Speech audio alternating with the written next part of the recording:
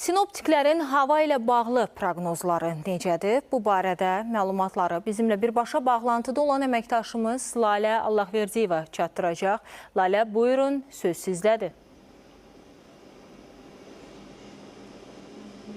Bəli, son günlər ölkə ərazisində qışın soyuğunu hiss etməyə başlamışıq. Bir neçə gündür yağıntılı davam edən hava şəraiti növbəti günlərdə necə olacaq?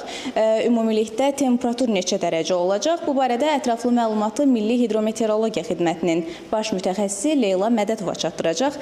Buyurun Leyla xanım. Salam, hər vaxtınız xeyir. Bakıda və Abşeron yarımadasında dekabrın 11-i və 12-sində hava şəraiti dəyişkən buludlu olacaq, əsasən yağmursuz keçəcək. Lakin 11-də axşam, 12-sində isə gecə və səhər saatlarında yarımadanın bəzi yerlərində çiskinli yağış yağacağı ehtimal olunur. Şimal-qərb küləyi əsəcək, havanın maksimal temperaturu 10-12 dərəcə isti olacaq.